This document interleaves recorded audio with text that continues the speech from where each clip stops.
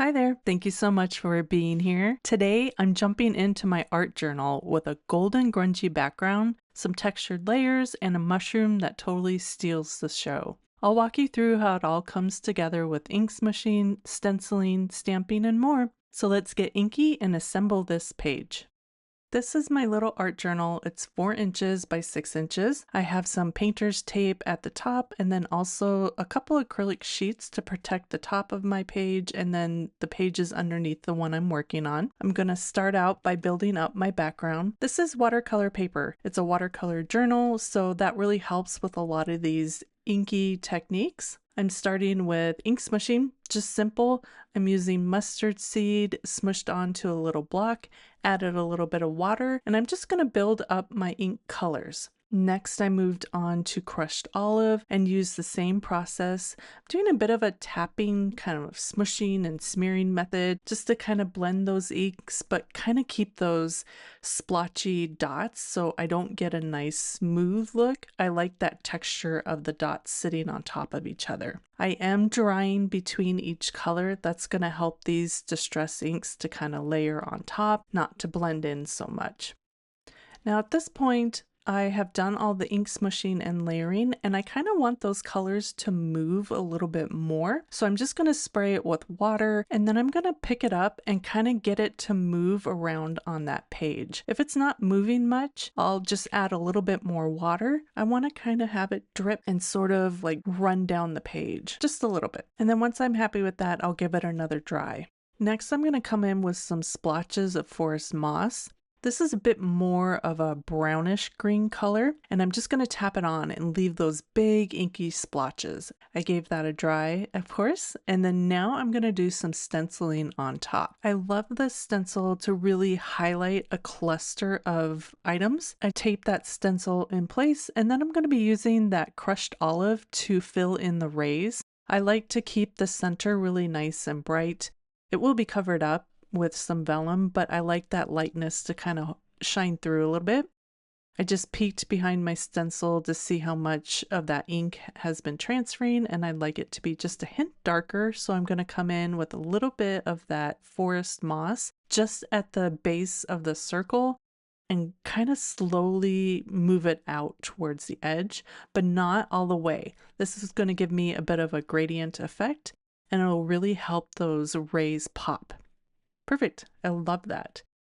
Now I want to seal in that color. I grabbed some clear gesso and I'm just going to paint this over top. Clear gesso is not waterproof, but it does create a bit of a barrier and it does allow ink and other mediums to kind of layer on top, but it is also a little bit resistant. It's an interesting medium, so it's not waterproof. It's not going to be like embossing it where nothing will layer on top. It's not shiny, but it's going to help seal in those ink blended rays that I want to keep. So I'm just going to use a brush to brush on a nice thin layer. I don't want it too thick. I'm going to remove that stencil, set my page aside to dry, and then I like to toss my stencil just in some soapy water. That way they're easy to clean later when I can just clean everything that I've used. While that background dries, I'm going to work on my little elements that go on my page, starting with some stamping and watercoloring. This is the Spore to Love stamp set from Unity Stamp Company. As you can see, I masked off that face. I thought it was just a little cutesy for the vibe that I was going for in my journal. I just put a little tape over the face, inked it up, removed the tape, and then stamped it, and that'll mask off that face. I stamped on some 100-pound Hammermill cardstock, and then I'm just using some distress ink to color. I am using a water brush, which is all the water I really need. I just ink smushed my inks onto a glass mat or any slick surface, and then I use the brush to pick up the ink from my mat, and then I'll just paint that on. I try to keep my water really minimal, that way the paper doesn't get so watered and start to pill. I'm not being extra careful about the shadows or the coloring. I'm just using a real loose technique to kind of scribble it on. I did do 2 coats of the red because the first layer was so light. I did add a little bit of water to that and I didn't like that. So the second layer, I didn't add any extra water and it was much more vibrant. And now I'm just going to kind of distress everything. Using the vintage photo, I'm just kind of scribbling it on and over, and that's going to kind of antique it and age it and just add a little bit of a muted look to it that kind of matches the theme of my page.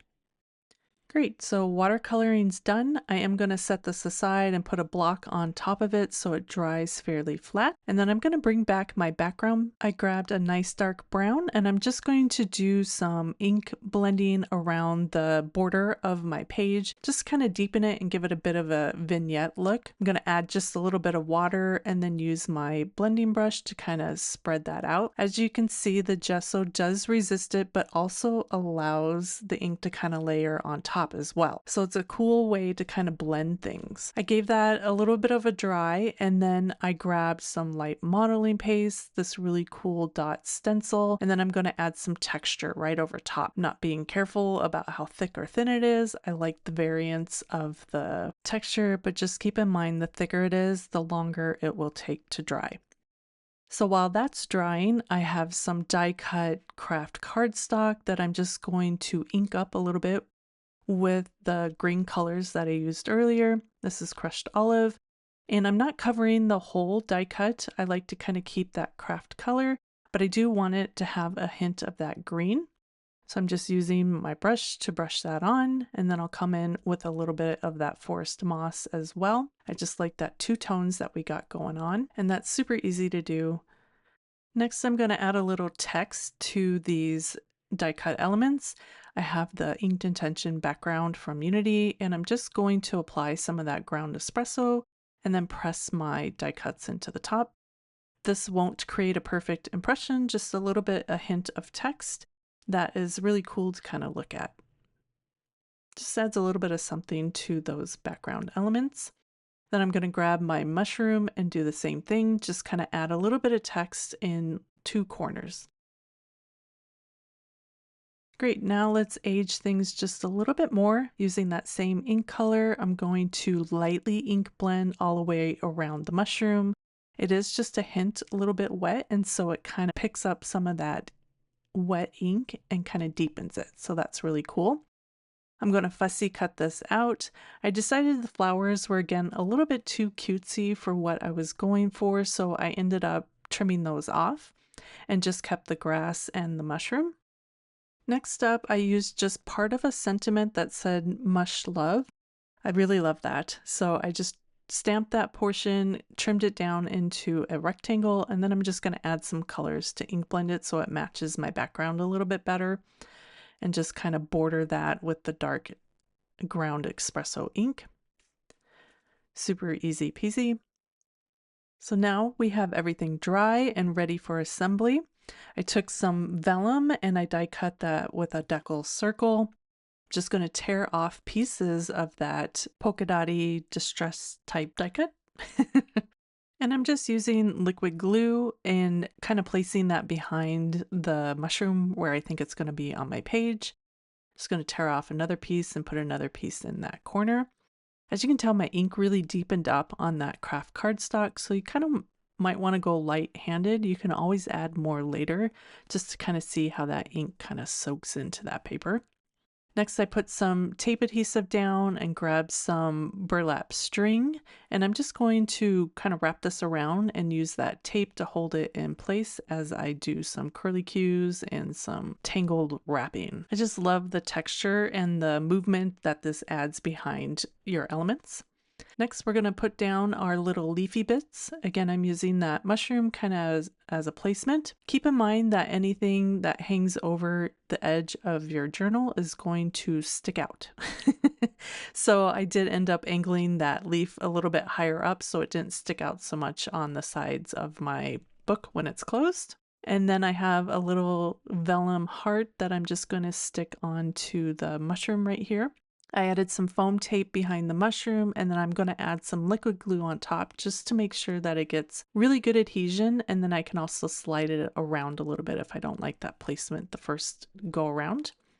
Next, I'm going to add some gold watercolor splatters just for some shine. You know, I always love my shine. And then I'm going to mask this off a little bit. I grabbed some white gesso, added a little bit of water, and I'm going to splatter that on as well, kind of lighten up that background a little bit. And then I just added my sentiment right in the center. And here's a look at the final page. I love the mix of golden texture, stamped layers, and that soft mushroom moment grounded with vellum and burlap string. Grungy, earthy, and full of little details that make it feel really special. As always, supplies are listed in the description of this video and at my dollhouse-designs.com blog. Thank you so much for watching and creating with me. Please give it a thumbs up if you liked it, and don't forget to subscribe so we can craft together again soon. Bye!